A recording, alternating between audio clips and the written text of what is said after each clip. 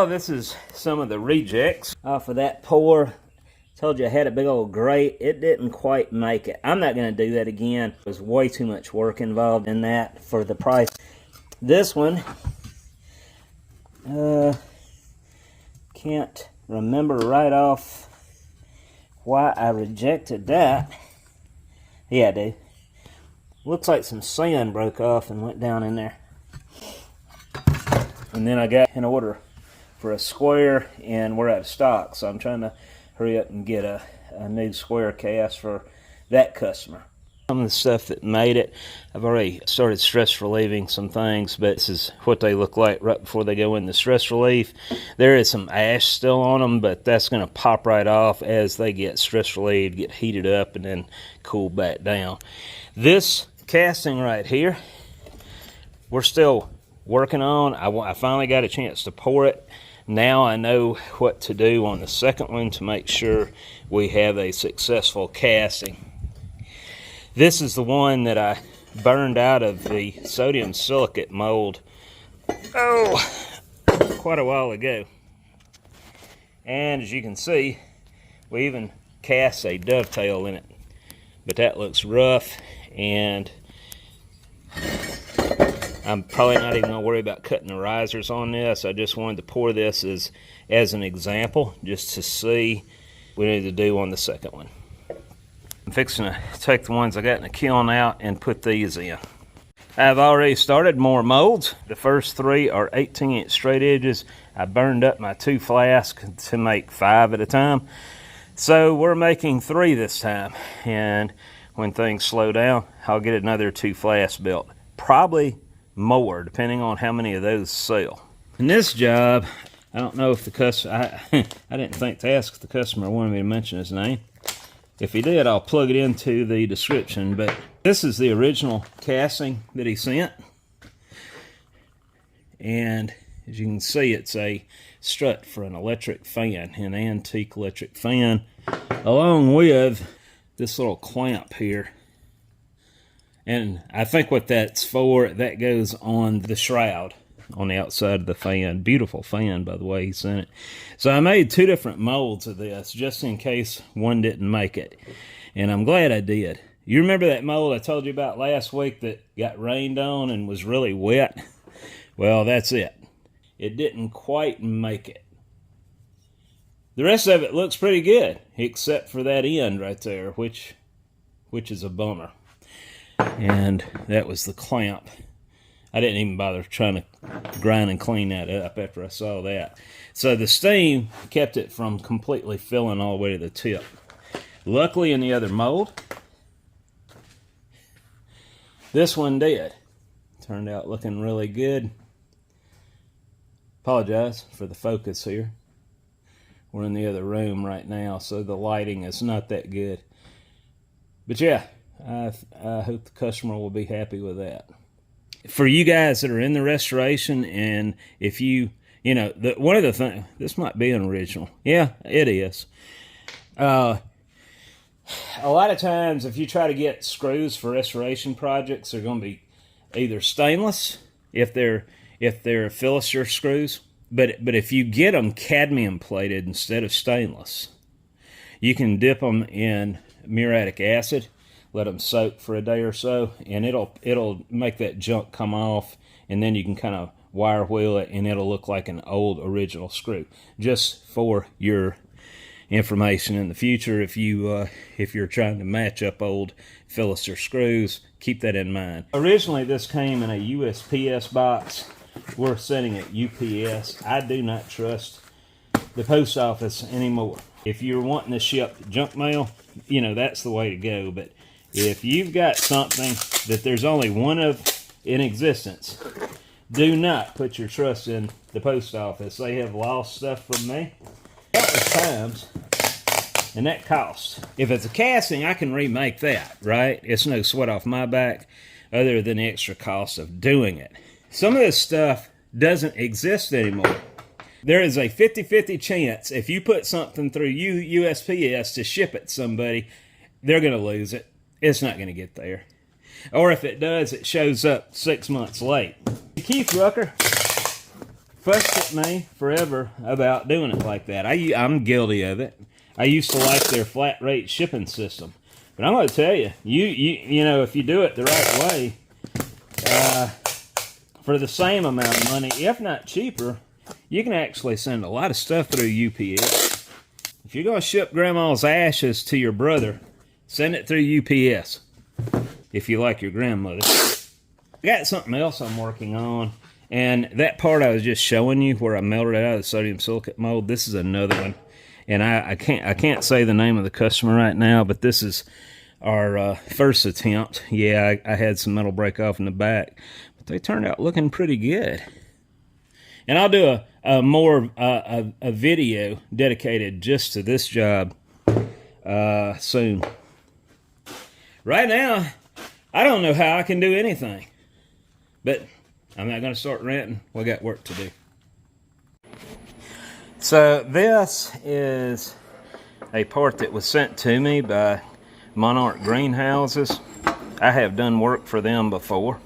I took another one. I had one that was broken along here all the way around, and I put JB Weld in there and it held it together just fine. Now, I should have used this one where I wouldn't have to worry about the possibility of that breaking while I'm ramming it with sand, but I wanted something I could keep here. I got a feeling the customer needs this one back. So I'm going to fill all the holes. I will put some drill points right here and here where the locations are for those holes, just where I can easily and quickly drill those back out. I won't be able to do that, of course, on any of this profile here because it's got to slide up and down. But all that's got to be filled in. On the other one, I'm going to have to spend, we're looking at about a week of adding filler and then sanding that down to make sure we get good cleanup all up and down all the way around everything. So, yep, get to it.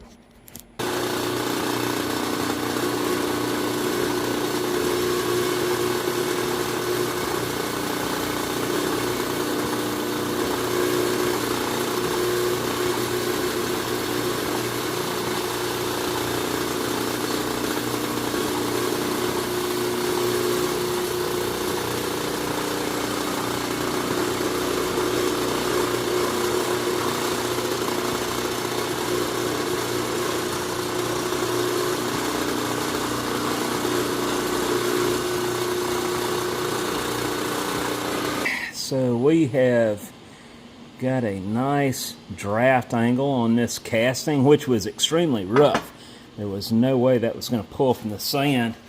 So I have been building it up with epoxy in the low areas to sand it down. And at the same time, this table is tilted to where I'm removing more material down here than I am up here. So I am able to create a new draft angle for an original casting. The table tilts from this way to this way. This is a gift from Mr. Larry Swicer. Larry gave me this Max Spindle sander several years back. Yes, I'm having to run it with a phase converter that was also gifted to me by Mr. Pete 222. But if you look right here, you can loosen a clamp on the other side and you can turn that hand wheel, and it's probably kind of dusty to see the graduated dial there, but the table will tilt all the way up to 45 degrees in this way or that way based off of that trunnion. I have the table tilted back to me 1/2 of a degree. With that tilted back 1/2 of a degree, I am able to go all the way around the perimeter of this casting from this side to this side. And what happens is I have an actual slight taper from the top to the bottom all the way around this perimeter. I need the draft angle on a casting in order to pull it from the sand. So I went ahead and drilled and tapped a 1/4-20 hole right here to easily be able to remove this from the sand. I will cap that off while I'm ramming this side to keep the sand from packing down in that hole. We're almost finished with the pattern end of it. I'm going to tell you I've got about 4 days involved in putting filler on a little bit at a time, sanding it down to find the high spots and the low spots. And we have to have this piece and this piece. We have to have 9 of these, 9 of these. And the pattern I'm using was a broken casing. If you can look right here, you'll see where I had to JB weld it back together. Now, anytime you have to do a repair like that on a casing, it's never going to be perfect. There's going to be just a slight, and we're probably only talking about seconds of a degree, slight variation from the original state of that casting. So it's a necessity to redo the draft angle. And you can see when I did that, it actually had some high spots up here that it was cutting in order to clean up down here. But this is the way it will be rammed up. Parting line's going to be right here. Then it's going to follow down from here to here, go right here along the bottom side of this plane, and then back up and terminate right there. So hopefully I'll be molding all this up tonight. We will see. I still have one more place that didn't quite fill in right here. I'm building that up some more, and we're going to go ahead and knock that out and blend that. Try to get a good non-stop, good finish all the way from the top to the bottom, all the way around this before we coat it with our graphite. The noise you're hearing is from the phase converter. The Max Spindle shaper does not produce any noise.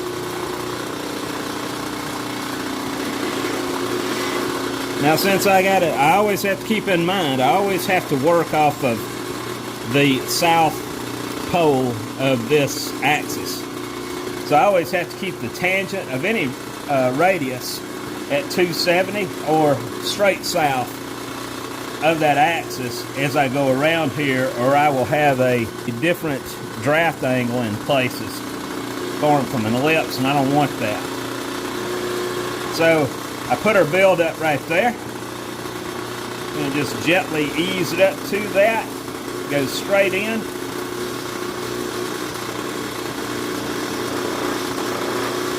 I have to make several passes on that. Rotate it.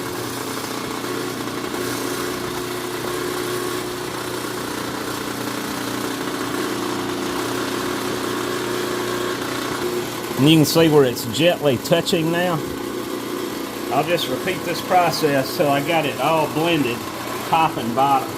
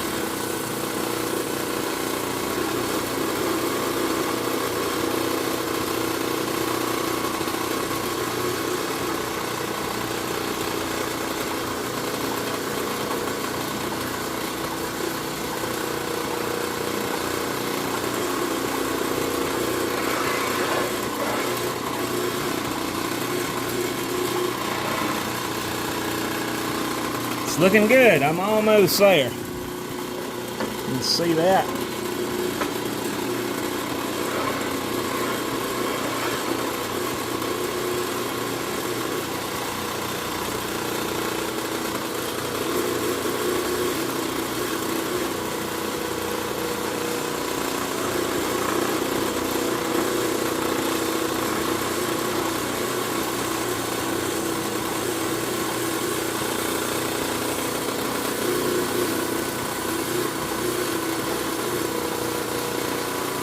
just want to always make sure you keep it moving, never just stop in one spot.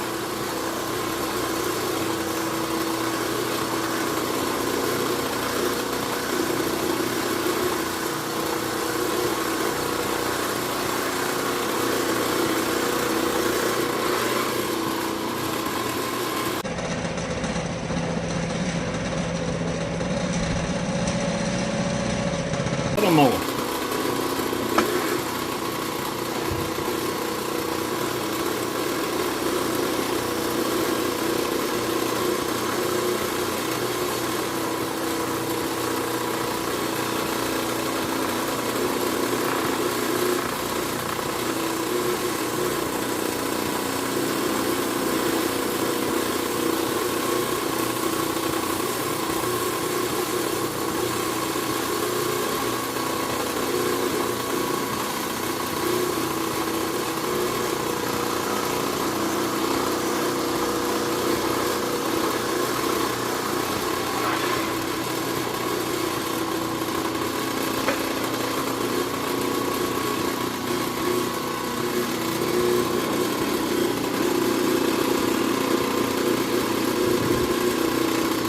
Alright, I've got just a few little places right here and there that's still visible. I'm not going to worry about that up here because I'm going to kind of dress all this down a little bit of a chamfer anyway. So one more good pass and we should be done with this. Beautiful. Alright, we're almost ready to coat this. I got a little build up here which goes in the opposite direction because we are now above the parting line. I'm going to hit that from the back side of the spindle.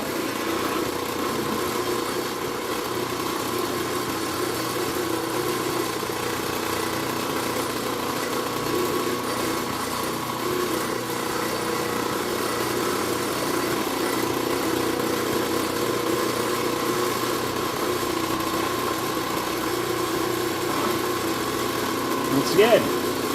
Run one more pass just as a demonstration.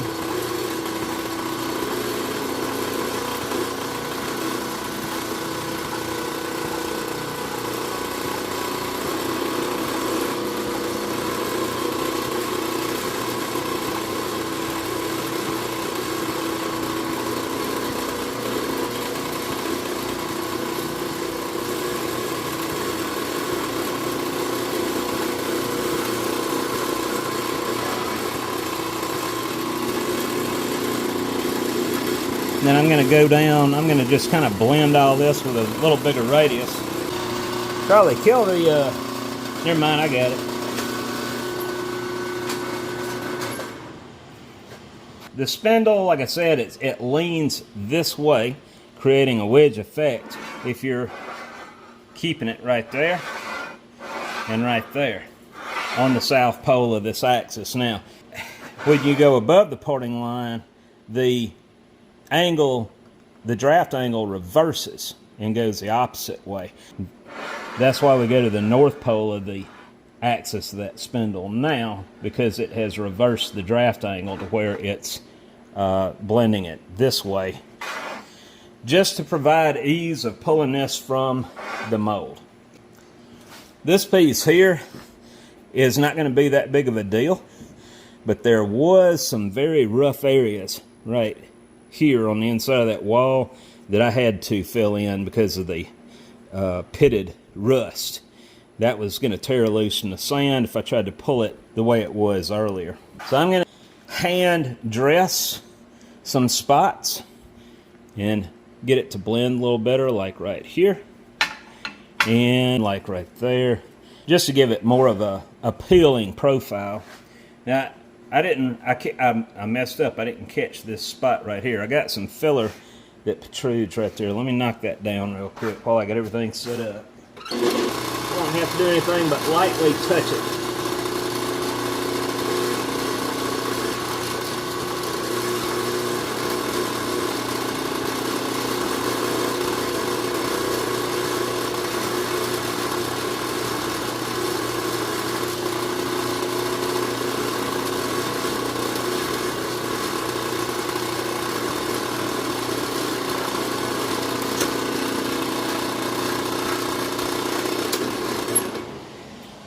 So anytime I have a plane like this, I want to make sure I keep that as parallel to the horizontal axis of this spindle as possible, which is this way, this way,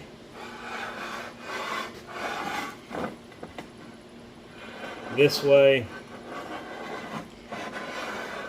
always keeping it either on the extreme north or south poles of the axis. If you go off of north or south, it will distort the draft angle. Again, because I wanted this narrower down here than it is up here, because I had to bond this casting back together, it was possibly distorted. I know it was. You could tell it by how it was cleaning up in places where it would hit bottom and top. Originally, all this had a good draft angle going all the way down the pattern. And to make it a wedge shape, we're taking off material at the bottom. We're going all the way around, keeping those radiuses strictly on the south pole, just like that. Just like that. That's got just a little bit of a flat plane, so I'm getting it as orientated as I can to the vertical position. This has also got a flat plane, so I'm keeping it to the horizontal position. Sorry. And then there is a tiny radius here. So I go back and I just kind of rock it on the south pole just to help blend that radius.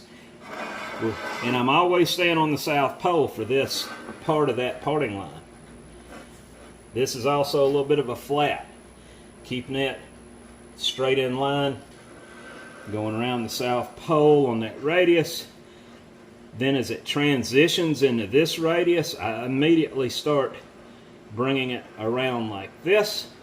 Now we're intersecting another straight line, so we come down, keeping it in that plane, in that orientation, till we start transitioning over to this radius, keeping it all as close to the south pole of that spindle as possible.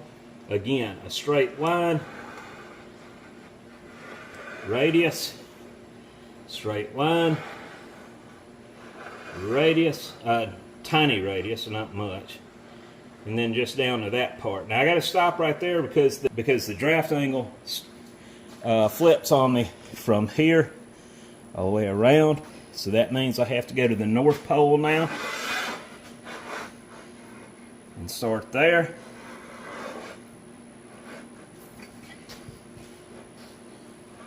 Work my way around.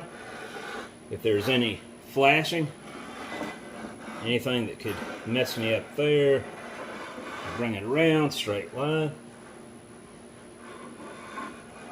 Now I'm on a curve, radius, I keep that on the north pole, all the way to that point. I hope that better explains how to do a draft angle. And this machine is the best thing to, that's exactly what this machine is designed for. The Max Spindle sander was designed strictly for putting draft angles on curved surfaces. A disc sander would be just fine for flat surfaces, but there's very few flat spots here, so I'm just going over the entire perimeter of it with a spindle. This is the smallest spindle I have on hand for this thing, but it will take a spindle that big. That's the mandrel. Very handy machine with different size throat plates to accommodate whatever size mandrel you put on here. One more thing I needed to add. You want this extremely flat on the side of reference. So the datum for this is always going to be that bottom side. As you can see, well, there's so much dust on the table, it's hard to tell, but this is as flat as I could get it.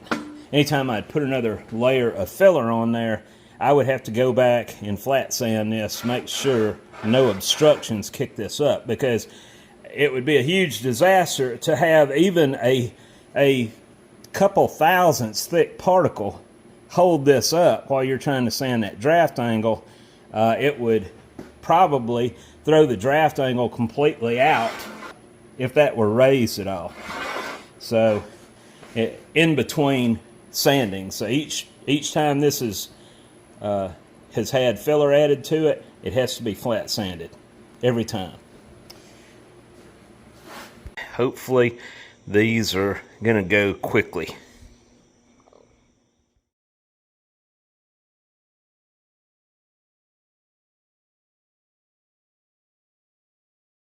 For those who have been asking about the Windy Hill Foundry hats, these are now available on my website, windyhillfoundry.com, under stores, or you can click on the above link. These are on the pricey side, but keep in mind the shipping is included. Have a good day.